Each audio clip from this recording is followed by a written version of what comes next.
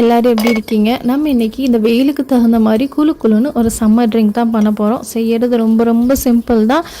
இது அவலை வச்சு தான் செஞ்சுருக்கோம் அப்படின்னா கண்டிப்பாக யாருமே கண்டுபிடிக்க மாட்டாங்க. குழந்தைங்கள்லேருந்து பெரியவங்க வரையும் விரும்பி சாப்பிடுவாங்க. இதில் நம்ம எந்த ஸ்வீட்டும் ஆட் பண்ண போகிறதில்ல. ஒரு நேச்சுரலான ஸ்வீட்டை வச்சு தான் அருமையாக ஒரு ட்ரிங்க் பண்ண போகிறோம். ரொம்ப ஹெல்த்தியானது. கண்டிப்பாக ட்ரை பண்ணி பாருங்கள். இப்போ இந்த ட்ரிங்க் செய்கிறதுக்கு ஒரு பவுலில் 10 பேரிச்சம்பழம் கொட்டை எடுத்திருக்கேன். அதோட ஒரு 5 பாதாம் 5 முந்திரி, இது ரெண்டுமே ஆப்ஷனல் தான். பாதாம் முந்திரி உங்களுக்கு டேஸ்ட்டுக்காக தான் சேர்த்துறது. வேணும்னா சேர்த்துக்கோங்க, இல்லாட்டி ஸ்கிப் பண்ணிக்கோங்க. இப்போ இதோட ஒரு 1/4 கப் தண்ணி ஊற்றி இதை நல்லா ஊற வச்சுருவோம்.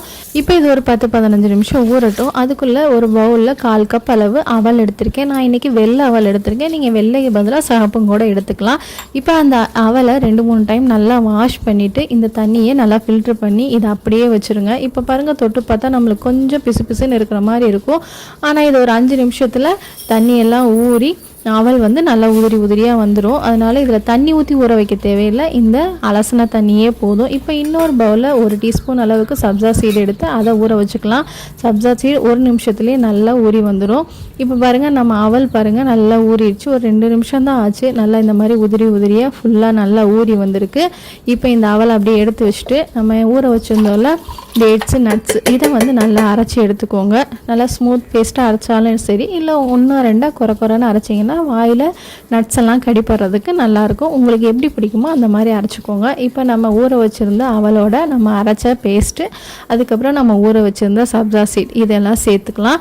இப்போ இதோட நான் ஒரு 200 ml அளவுக்கு தேங்காய் பால் எடுத்திருக்கேன். இது கொஞ்சம் மீடியம் திக்கான பால் எடுத்திருக்கேன். ஏன்னா நான் இதில் ஐஸ் க்யூப் போட்டு உடனே சர்வ் பண்ண போகிறேன் அப்படிங்கிறனால.